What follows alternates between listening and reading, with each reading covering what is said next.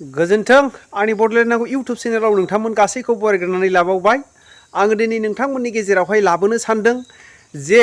जोंनि अल स्टुडेन्ट बड' इउनियननि जे डिफेन्स आफादगिरि डिफेन्स बर' बिथांमोनहा जे बुंदोंमोन सिमा बारायनायनि बाथ्राखौ बुंदोंमोन। उइदिन 6 मान्थनि गेजेरावनो गासै सिमा बारायनायनि गासै नटिफिकेसनखौ दिहुननाय जागोन आरो बिथांमोनहा नारसिनगासिनो दङ होननानै बाथ्रा बुंदोंमोन। दिनै बिराद दुखुनांथाव बाथ्रा जोङो मिथिनो मोनबाय रायजो राजाफोर दासिमबो निउसाव फैथावाखै जानो हागौ। जोङो माखासे गासै एरियाफोरावहाय माखासे जोङो करेसपन्डेन्स दङ हिसाबैहाय माखासे सावरायलायनायनि गेजेरजोंहाय गासै जोंनि आसामावनो लोगोफोर दङ हिसाबैहाय माखासे आंनि मानसिफ्रा आंनि लोगोफ्रा बुंहरबावबायसो जोंनि आसामनि सिमाया दा माखासे अरुणाचलाव थांबावसिगोन बर'फ्रा बै गुफुरनि माखासे मानसिफ्रा रायजो राजाफोर। नाथाय दिनै जोङो प्रमद बर'मोनहा बै समाव बुंदोंमोन न'खर न'खर साख्रि होनायनि आउट अफ BTC दा BTR नि बाहेरायाव थानाय गासै सुबुंफोरनो सुजुग सुबिदा होनायनि मा बिथांमोनहाबो दिनैहाय अरुणाचलजों थांनायखौहाय बिथांमोनहा होबथागोन ना होबथाया बेबो मोनसे गेदेर बाथ्रा फैगोन रायजो राजाफोर। दिनै नोंथांमोनहा खोनासंनानै ला बिथांमोनहा दिनै बिसिबां एखेबारे सोरबा जोङो दा थांथ'नो हाया रायजो राजाफ्रा बेबायदि हिसाबैहाय माखासे होबथालायनायनि गेजेरजों सावरायनांगौनि बाथ्रा दङ हिसाबै जोङो बाहेरायाव ओंखारथ'नो हाया होननानै गोबां माखासे मानसिफ्रा सानलायनायनि गेजेरजों दङ। दिनै मा अरुणाचलनो हरबावगोन नामा माखासे आसामनि सिमाफोरखौहाय बर'फोरखौहाय दिनैहाय बेफोरखौहाय जुदि होबथायाब्ला आरो बेफोरखौ गासै मोजां डिसिसन लायाब्ला जोंनि बर'फ्रा दिनैहाय जोंनि BTCनिफ्राय गोजान जालांगोन आरो आसामनिफ्राय गोजान जालांगोन। दिनैहाय सिमा बारायनायनि बाथ्रा माखासे सुजुग सुबिदानि बाथ्रा दिनै आसाम सरकारनोसो माखासे सुजुग सुबिदाखौ हरफिनगासिनो हरनाय बे बाथ्राखौ नुदोंमोन। जे आफादजोंहाय सान्थि सुक्ति जादोंमोन NDBफोरजों नाथाय दिनै NDBफोरनि माखासे गोबां दैदेनगिरिफ्रा मोजां दैदेनगिरिफ्रा दिनैहाय जेलाव जोबथे जानानै दङ आरो जोबथेसालियाव दङ। जोङो बयबो मिथिगौ रायजो राजाफोर दिनैहाय जे सान्थि सुक्ति जादोंमोन बबेबा स्टुडेन्ट इउनियन राजनिति गेलेनो हानायनि मोनसे राइट दङ नाथाय बबेबा सान्थि सुक्ति सावरायनायनि गेजेरजों उदखारि हान्जाफोरजोंसो बा अस्त्र दैग्रा हान्जाजोंसो जोङो नुनो मोनो रायजो राजाफोर बिसोरजोंहाय सरकारजों सुक्ति जानाय बा सान्थि सुक्ति सावरायनाय मोनसे बाथ्राया फै बबेबा स्टुडेन्ट इउनियनफोरजों जाया। दिनै प्रमद बर'आ सासे स्टुडेन्ट इउनियननि आफादगिरि जानानै बोरै गेजेरनि मानसि जानानै बिथाङा मदद होग्रा सासे सुबुंसोमोन नाथाय बिथाङा दिनै टप स्र' बारस'नानै माखासे खामानिफोरखौहाय मिथिखानानै मावबोखो ना मिथियालाबायनो मावबोखो बे मोनसे गेदेर प्रश्न रायजो राजाफोर। ना बेसिम साननो हानायनि केपासिटि गैयामोन प्रमद बर'नाव रायजो राजाफोर नोंथांमोना कमेन्ट खालामहर। दिनैहाय माखासे गोबांथार STनि खथाफोरा जोङो थांफिननायखौ जोङो नुबाय आरो माखासे बर'फोरनि सुजुग सुबिदा जे साख्रि जे लांदां जानानै दङमोन बहा साख्रि होनो लांदां जायगाफोरखौनो बिथांमोनहा सुफुंनो हायाखै। गोदान पस्टफोर क्रिएट खालामनांगौमोन बिथांमोनहा नाथाय थाखानाय जे माखासे पस्ट दङ फुटफुलिफोर दङ बेखौ बिथांमोनहा दिनैसिमबो फुलफिल खालामनानै लानो हायाखै। बियो मोनसे जोङो मिथिनो हागौ बेजोंनो बिथांमोनहा दिनैहाय पारफेक्ट नङा आरो बिथांमोनहा दासिमबो मावफुंनो हायाखै। माब्ला मावफुंगोन बेखौ जोङो नुनो मोनो। जुदि बिथांमोनहा दिनै राजनितिकनि क्लाब लाबालानि थाखाय सानदोंब्ला बिथांमोनहा बै BTCनि इलेक्सननि फैगोननि सिगां मावनो हागौ। बे मोनसे प्रश्न फैदों जुदि बिथांमोनहा पारफेक्टलि जुदि रोङोबा रायजो राजाफोर नोंथांमोनहा कमेन्ट खालामहर। दिनैहाय अल वुमेन्स जास्टिस फरामनि जे रैमालि मोसाहारि बिथाङा मा बुंनो हास्थायदों माखासे BTCनि एकर्ड आरो बर'नि माखासे मोनथाया मा जालांगासिनो दङ बिनि सायावहाय बिथांमोनहा दिनैहाय आफाद दैदेननाय हिसाबै बिथांमोनहा मोजां मिथिगौ बेखौ मोजां रिसार्च खालामो। बिथाङा मा बुंनो हास्थायदों नोंथांमोनहा खोनासंनानै नाय। जोङो जिथु प्रेक्टिकेलि मोनथिबाय दिनै कमिसननि मानसियाबो बुंदों जे एकर्डआव जि दङ आं बेखौसो मावनो हागोन होननाय देट मिन्स जोंहा बे एकर्डआव जिहेतु सिमा बारायनायनि खोथायानो लिरनाय गैया बेयाव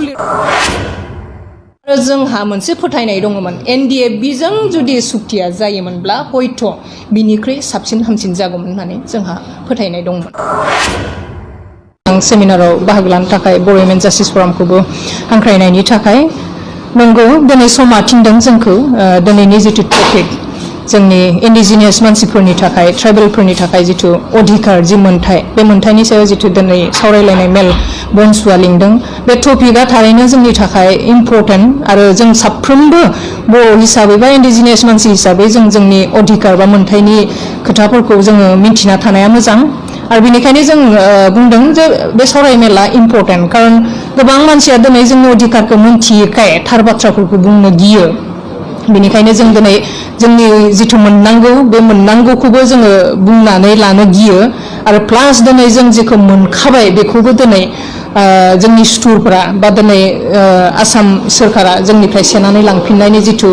षड़यन्त्र खालामगासिनो दङ बे मोनसे जोंनि थाखाय गिथावथाव थासारि। डेफिनेटलि जोङो दिनै BTR एकर्डनि जिथु MOS बेखौ दिनै जोंनि बर'फ्रा साफ्रोमबो नुबाय फरायबाय नायबाय बेयाव नायोब्ला जों माखासे जिथु क्लजफोर दङ बे क्लजआ थारैनो जोंनि थाखाय गिथावथाव जेरैहाय एग्जाम्पल हिसाबै जों बुंगोन जे गामि दानख'नाय जों जेखौ BTC सुक्तिनि गेजेरजों बा BTAD सुक्तिनि गेजेरजों 2003 सनाव जिखिनि जों गामि मोनदोंमोन दिनै जिथु 2020 सननि 27 जानुवारियाव जि एकर्ड जाबाय जायखौ जों दिनै BTR एकर्ड होननानै बुंनो नागिरो बे एकर्डनि गेजेरजों जिथु जि क्लजफोरखौ सोनानै हरदों जेरै थाखानाय गामि दानख'नाय बा जों दिनै लुबैदोंमोन जे गोदान एकर्ड माबा मोनसे जायोब्ला जोंहा सिमाया बारायनांगौ दिनै सनितपुर गहपुर लखिमपुर बिश्वनाथ सारियालिनि खोथा फैदों धेमाजिनि खोथा फैदों बर'फ्रा जेराव जेराव दङ बे एरियाफोरखौ जोङो सोसननोसो हानांगौमोन नाथाय जों दिनै नुबाय बे एक्सटेनसन होननाय सोदोबा दिनै बे एकर्डनि MOSआव गैया बेनिखायनो जोंहा दासिमबो माने सन्देह दङ थारैनो दिनै जोंनि दैदेनगिरिफ्रा बुंनाय बायदि जे बे BTR एकर्डनि गेजेरजों सनितपुर बिश्वनाथाबो जे बे BTCआव बा BTADआव बा BTRआव हाबगोन होननाय खोथायाव जोंहा दासिम फोथायनाय गैया खारन जोङो ब्लेक एन्ड व्हाइट गभर्नमेन्ट बा जोंनि सिगनेटारि ग्रुपफोरा माबा मोनसे इनिशिएटिभ लानाय बा बेखौ बारायनायनि माबा मोनसे जि नाजानाय बेखौ जों दिनैसिम नुवाखै बा आरो जोङो जिथु प्रेक्टिकेलि मिन्थिबाय दिनै कमिसननि मानसियाबो बुंदों जे एकर्डआव जि दङ आं बेखौसो मावनो हागोन होननाय द्याट मिन्स जोंहा बे एकर्डआव जिहेतु सिमा बारायनायनि खोथायानो लिरनाय गैया बेयाव लिरनाय दङ जे जोंहा थाखानाय जिथु BTAD एरिया बिनि कन्टिगुवास जिफोर गामि थागोन मेक्सिमाम बर' मानसि थानाय बेफोरसो इनक्लुड जागोन आरो जायफोर नन बर' बा नन ट्राइबेल मानसिफोर मेक्सिमाम 50%नि बारा जि गामिफ्रा दिनै BTCआव बा BTADआव हाबनानै दङ बे गामिफ्रा दानख'जागोन होननाय खोथाया थारैनो जोंनि थाखाय गिथावथाव दा बेखौ होबथानो थाखाय दिनै जों साफ्रोमबो बर'फ्रा सांग्रां जानांगोन आरो बेनिखायनो दिनै नैबेबायदि सावरायमेला जोंनि थाखाय इम्परटेन्ट होननानै आं सानो एक्जेक्टलि जों लुबैदोंमोन जे एकर्ड जाखांनाय लोगो लोगो आरो दिनै एकर्डआ सोरजों जादों पिस एकर्ड होनना बुङोब्ला सोरजों जायो दिनै जायफ्रा हाथियार लानानै दावहा नाङो जायफ्रा गभर्नमेन्टनि एगेन्स्टआव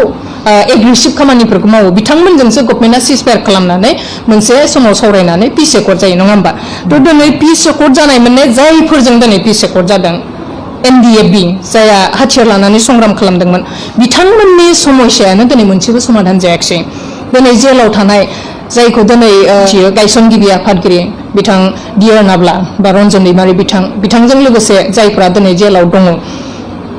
बिथांमोना दिनै बे एकर्डनि गेजेरजों आसलते उदां जाजोबनांगौमोन बे मोनसे नियमखा सोरबाया हाथियार लानानै गभर्नमेन्टनि एगेन्स्टआव दावहा नाङोब्ला गभर्नमेन्टआ दिनै सिजफायार खालामनाय माने बिथांमोनजों जे बिथांमोननि आन्दलन बा संग्रामखौ गभर्नमेन्टआ रिकगनाइज होनानैसो दिनै बिथांमोनजों सावरायनानै मोनसे एकर्ड खालामबाय स' एकर्डनि फार्स्ट नम्बर जितु जोंहा एजेन्डा बा दफा बियो मा जानांगौमोन जे जेलाव थानायफोरा नैबे एकर्डनि गेजेरजों जेनेरेल एमनेस्टि मोननानै बिथांमोना उदां जाबोनायनि बे मोनसे 1 नम्बर क्लज जानांगौमोन नाथाय जों दिनै नुबाय बियो बेसेबांबा उनाव आरो बेखौ मा खालामबाय दिनै जाय माने NDFBनि केडारफोर बा लिडारफोर बिथांमोननि केसखौ सोरखौबा हिनियास केसाव सोरखौबा नन हिनियास केसाव बाहागो राननानै दिनै माने मा खालामदों बिसोरो बिथांमोननि समस्याखौ समाधान खालामनायनि खुनु मोनसे लामा बा बेबस्था खालामनाय जों नुनो मोनाखै ना डेफिनेटलि दिनै आबसुआनो जोबथा अर्गानाइजेसन नङा जोंहा मोन्थाय दङ जोङो as a citizen of India आरो जोंनि थाखाय जिहेतु कनस्टिटिउशनाव इन्डिजिनियास बा ट्राइबेल मानसिफोरनि थाखाय जिहेतु कनस्टिटिउशनाव जोंहा लिरखानाय माखासे राइट्स दङ बेखौ दिनै सोरबाया आं दिनै आन्दलन खालामनानै जुजि मोनसे समाव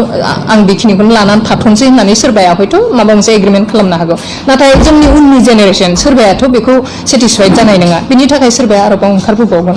स' दिनै जोङो एक्जेक्टलि फानबोनाय होनगोन ना मा होनगोन जिथु एकर्ड जालांबाय सिम्पल खोथायाव बुङोब्लाथ' दिनै रायजो राजाफ्रा बेखौनो रायलायदों जे बे एकर्डनि गेजेरजों बर'नि अधिकारफोरखौ फानबोबाय आरो नायनो थाङोब्ला थारैनो बे बुंनायनि जिथु मिनिं बे माने नंगौ बायदिहै जाहैयो खारन दिनै जिफोर जोंहा अधिकार दंमोन बिटिएडि बा बिटिसि एकर्डनि उननि जिफोर जोंहा 6 शिडिउलनि जिफोर प्रभिजन बा जोंहा राइट्सफोर दंमोन बेफोर दिनै मोनसे जोंनिफ्राय जानगारलांबाय थादों बा सिख'नानै लाजानायखौ जों नुबाय थादों गतिके मोनसे समाव हयथ' जानो हागौ बे गभर्नमेन्टनि प्लान जे बर'फोरखौ जिहेतु दिनै मोनसे जाखानाय एकर्ड कनस्टिटिउसनेलि मोनसे एक्टआव थांखानाय एकर्डखौ